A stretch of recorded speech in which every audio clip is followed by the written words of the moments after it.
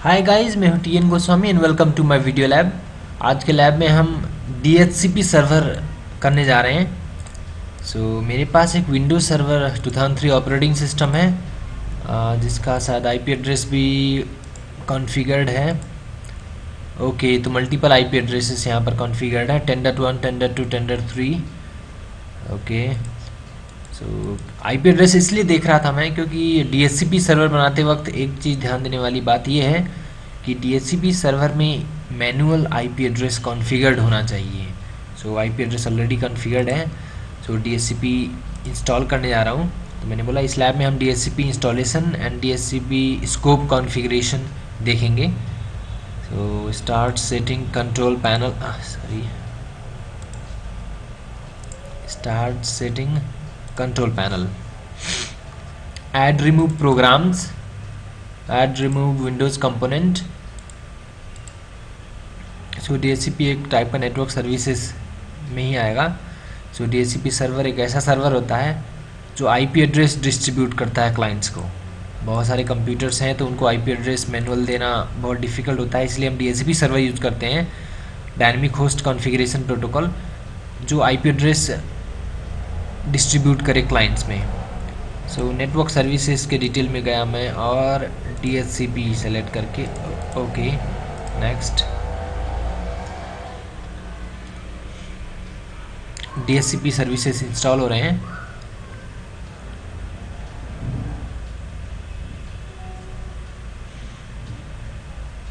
DHCP install करते वक्त Windows server 2003 की बात कर रहा हूँ, कोई भी CD की रिक्वायरमेंट नहीं होती है, इसलिए मैंने CD लगाया नहीं।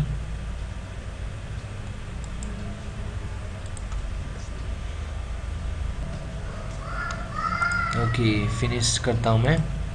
DHCP सर्वर इंस्टॉल हो गया। अगर चेक करना है मुझे तो मैं स्टार्ट प्रोग्राम एडमिनिस्ट्रेटिव टूल में जाके देखूँगा DHCP आ गया। इसका शॉर्टकट बना लेता हूँ मैं, DHCP। DHCP सर्वर इंस्टॉल्ड है।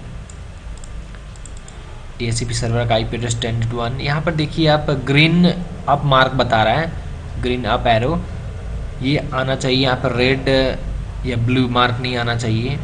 और मोस्टली रेड और ब्लू मार्क या तो मिस कॉन्फ़िगरेशन में या एक्टिव डायरेक्टरी इंस्टॉल्ड है तो रेड मार्क आएगा। तो आपको अगर ऐसा आ रहा है तो यहाँ पे ऑथराइज़ करके आएगा, आपको ऑथराइज़ करना पड़ेगा। इस मेन्यू में राइट क्लिक करेंगे तो इस मेन्यू में ऑथराइज ऑप्शन आएगा। ओके, तो ऑथराइज़ करना पड़ेगा। अभी हमारा स्टैंड अलोन DHCP सर्वर है। तो ये रहा DHCP सर्वर ना। DHCP सर्वर का काम मैंने बोला आईपी एड्रेस डिस्ट्रीब्यूट करना है। अब एक क्लाइंट है मेरे पास, इस क्लाइंट को मैंने आईपी एड्रेस नहीं दिया है। देखते हैं, आप देख सकते हैं एक येलो मार्क आ रहा है, लिमिटेड और नो कनेक्टिविटी बता रहा है। मैं कमांड प्रॉम्प्ट में जाता हूँ। कमांड प्रॉम्प्ट में जाके मैंने आईपी एड्रेस देखूंगा, आईपी कॉन्फ़िग देखा मैंने तो 169.254.106.137 ये आईपी एड्रेस ले चुका है, जो क्लास C का है। इसको बोलते हैं हम अपीपा address, automatic private IP address. 169.254 की सीरीज़ में रहेगा, ये क्लास B का है। 169.254.x.x ये कुछ भी हो सकता है। तो ये क्लास B का अपीपा एड्रेस होता है। ये आईपी एड्रेस एक कंप्यूटर तभी लेता है जब यहाँ पर मैनुअल आईपी एड्रेस कॉन्फ़िगर्ड ना हो और DHCP सर्वर सर्च करते वक्त फेल्ड हो चुका हो। DHCP सर्वर ने आईपी एड्रेस नहीं दिया तो ये ऑटोमेटिकली प्राइवेट आईपी एड्रेस एक ले लेता है। DHCP क्लाइंट में क्या होना चाहिए, obtain N IP address automatically, ये ऑप्शन अगर इनेबल्ड है तो ये क्या करता है, DHCP सर्वर को ढूंढता है नेटवर्क में। आप एक बार दिखाता हूँ मैं। सपोज मैंने डिसेबल किया, लैन डिसेबल हो गया, आप देख सकते हैं डिसेबल्ड। ओके, और इनेबल जैसे करता हूँ, आप यहाँ पर सिस्टम ट्रे में देखिएगा, देखिए ये बॉल चल रहा है। यहाँ पर DHCP सर्वर को ढूंढ रहा है और यहाँ पर acquiring network address, IP address acquire करने की कोशिश कर रहा है। और सर्च करेगा डीएचसीपी सर्वर को, ब्रॉडकास्ट करेगा इन्फॉर्मेशन पूरे नेटवर्क में, और डीएचसीपी सर्वर को सर्च करेगा। अगर डीएचसीपी सर्वर मिल गया तो आईपी एड्रेस ले लेगा, नहीं तो अपीपा आईपी एड्रेस ले लेगा। तो अपीपा आईपी एड्रेस मैंने बोला 169.254.x.x रहता है। अभी सर्चिंग चल ही रहा है, आईपी एड्रेस मिला नहीं है इसको, देखते हैं, थोड़ा टाइम लगेगा।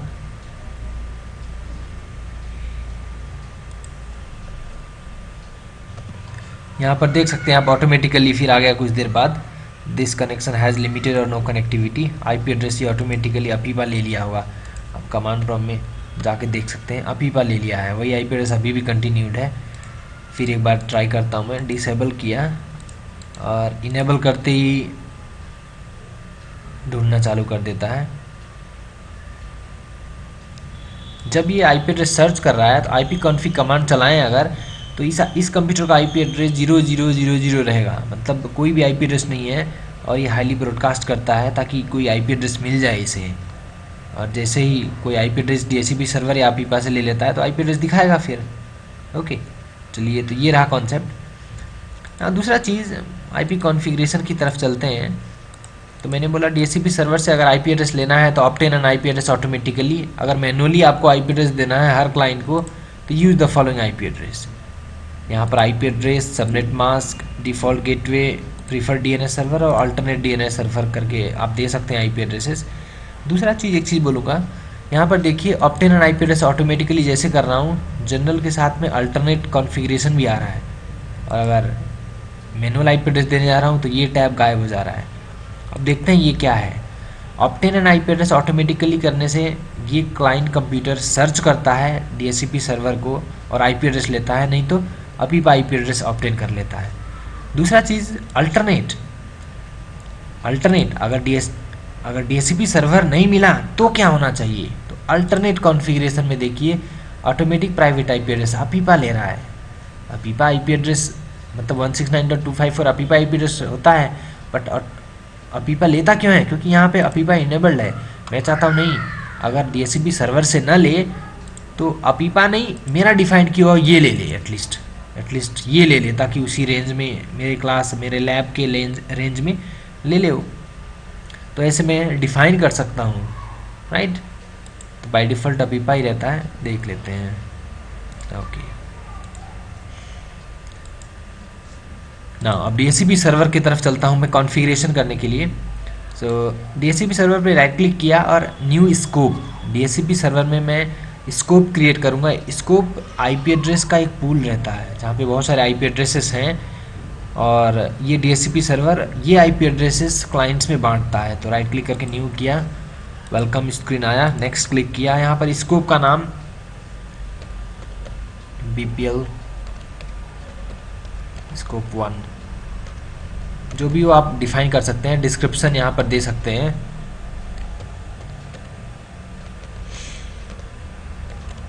आईपी फॉर लैब में डिस्क्रिप्शन दे दिया। आईपी एड्रेस रेंज दे दिया मैंने 192.168.10.1 से लेकर 192.168.10.100। मैं चाहता हूँ 1 से लेकर 100 तक डिस्ट्रीब्यूट हो, और लेंथ नेटवर्क बिट इतना है, मतलब 24 बिट्स नेटवर्क ऑक्युपाइड है। ओके, 8 बिट फ्री है, 0। तो सबनेटिंग अगर करते हैं तो ये काम आता है। जैसे ही आप आईपी एड्रेस ये लेंथ बढ़ाते हैं, सबनेट मास्क चेंज होता रहता है। ओके, नेक्स्ट क्लिक करूँगा। एक्सक्लूजन, अब मैंने यहाँ पे ये लिखा है 10.1 से लेकर 10.100 इतना डिस्ट्रीब्यूट हो आईपी एड्रेस। उसमें से कुछ सर्वर्स हैं, तो मैं चाहता हूँ 192.168.10.1 से लेकर 192.168.10.51 सपोज 50 इतना चाहता हूँ ये आईपी एड्रेसेस डिस्ट्रीब्यूट ना हो, तो ये मैं एक्सक्लूजन में ऐड कर दिया। ज़रूरी नहीं है, अगर आप नहीं चाहते हैं कोई एक्सक्लूजन में ऐड करना तो विदाउट एडिंग नेक्स्ट कर सकते हैं, और भी मल्टीपल ऐड कर सकते हो आप। सो नेक्स्ट क्लिक किया। जब डीएचसीपी सर्वर आईपी एड्रेस देता है तो आईपी एड्रेस पर्टिकुलर ड्यूरेशन के लिए देता है, लीज पीरियड के लिए देता है। ओके, वो परमानेंटली वही आईपी एड्रेस क्लाइंट हमेशा के लिए नहीं ले सकता। तो यहाँ पर लीज ड्यूरेशन आप दे सकते हैं। बाय डिफ़ॉल्ट 8 डेज़ रहता है, तो मैं अभी 8 डेज़ नहीं, सपोज़ मैं 24 आवर्स के लिए देना चाहता हूँ, 23 आवर्स, और सपोज़ या तो एक काम करता हूँ 12 आवर्स के लिए देना चाहता हूँ, और मोस्टली एटलीस्ट 24 आवर्स तो होना चाहिए। उतने टाइम बाद आप वो क्लाइंट का आईपी एड्रेस एक्सपायर हो जाएगा और क्लाइंट को फिर से आईपी एड्रेस ढूंढ के सर्वर से रिक्वेस्ट करना पड़ेगा। नेक्स्ट क्लिक किया। डीएचसीपी ऑप्शंस हैं यहाँ पर कुछ, जहाँ पर अगर yes I want to configure these options click किया मैंने, तो नेक्स्ट करूँगा तो गेटवे का आईपी एड्रेस ऐड करना पड़ेगा, और डोमेन का नाम, डोमेन सर्वर का नाम, उसका आईपी एड्रेस ऐड करना पड़ेगा। विन सर्वर का आईपी एड्रेस ऐड कर सकता हूँ मैं, ताकि ये आईपी एड्रेसेस भी क्लाइंट्स को डिस्ट्रीब्यूट हों। Got it. तो अभी हमारे कंप्यूटर में कोई डीएनएस, डीएचसीपी, डीएनएस, विन्स ये सब कॉन्फ़िगर नहीं है, तो यहाँ पर नो करके जाऊँगा मैं। अगर आप चाहते हैं क्लाइंट में डीएनएस एड्रेस वगैरह भी डिस्ट्रीब्यूट हो तो आप कॉन्फ़िगर कर सकते हैं। नो क्लिक करके नेक्स्ट फिनिश किया मैंने। यहाँ पर रेड मार्क आ गया, स्कोप हमारा बन चुका है बट रेड मार्क आ गया।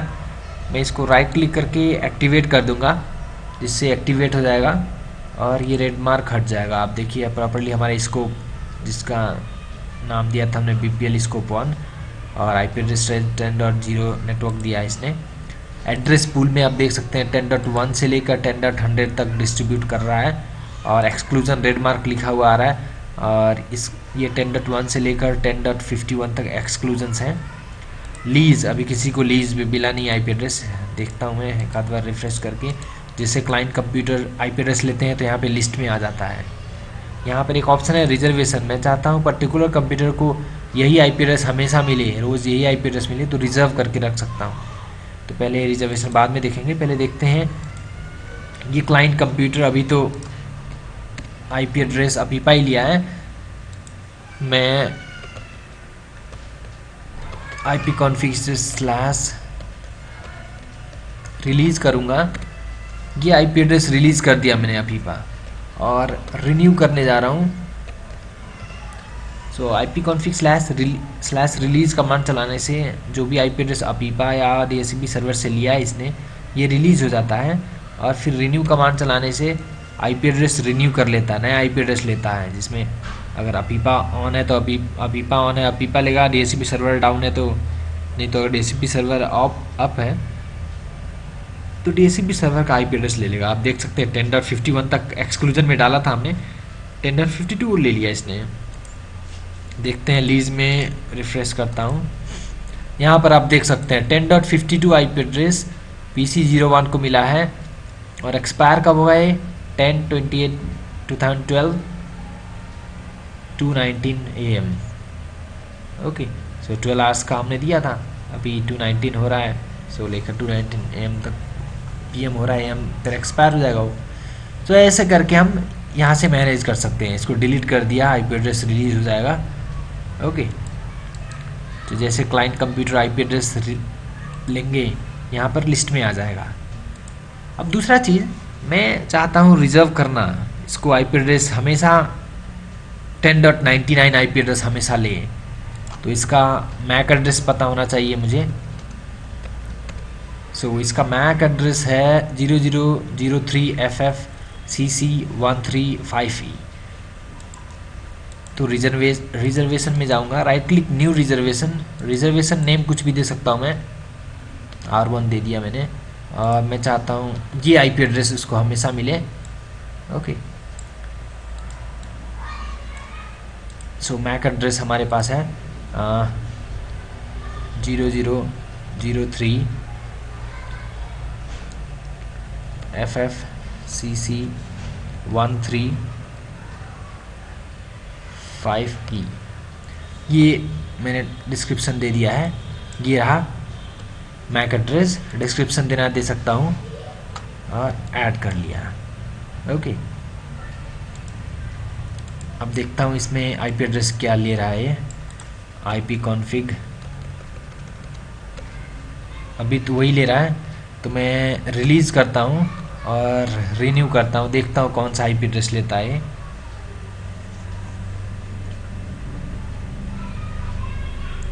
अभी ढूंढ रहा है।